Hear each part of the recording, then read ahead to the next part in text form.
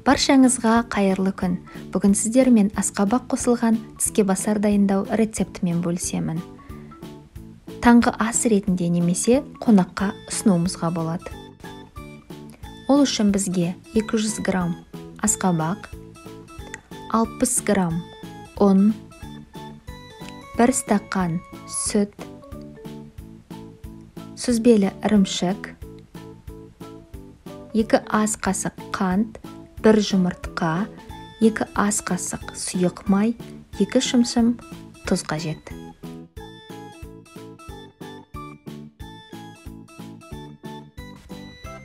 Асқабақты 20 минут буға пісіріп аламыз. Піскен асқабақты блендердің көмегімен еземіз.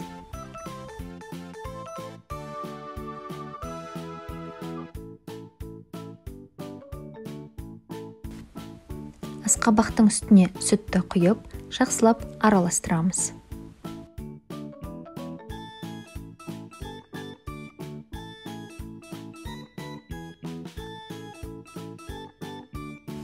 Енді үстінен қантты, тұзды, жұмыртқаны, майды құйып араластырамыз.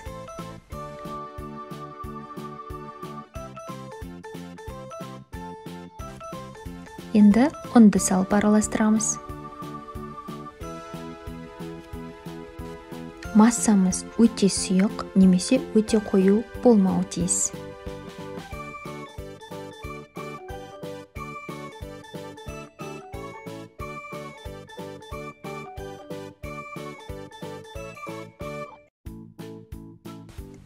Табаны қыздырып, табаның бетіне кішкене май жағып аламыз.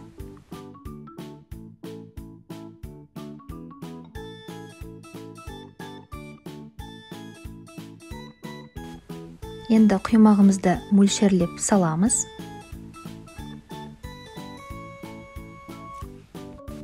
Бетіне көпіршіктер пайда болып, піскен кезінде екінші жағына аударамыз.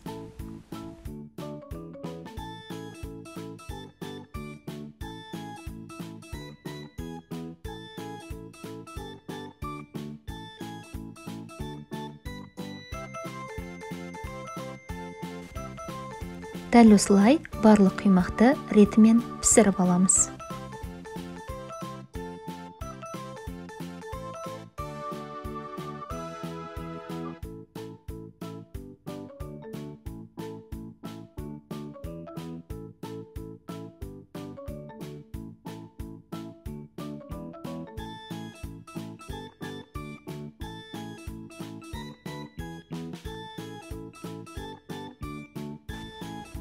Құймағымыз дайын болды. Енді әр құймақтың ортасына сүзбелі ірімшігімізді жағып, қабаттап қойып шығамыз.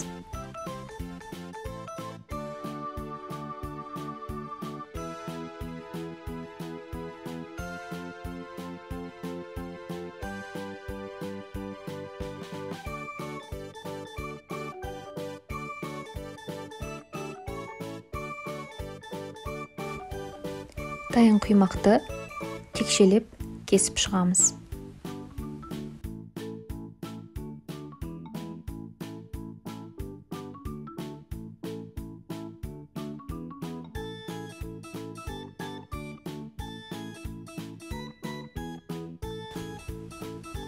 Құймақтарымызды әдемі түйреуіштердің көмегімен әсемдеп шығамыз.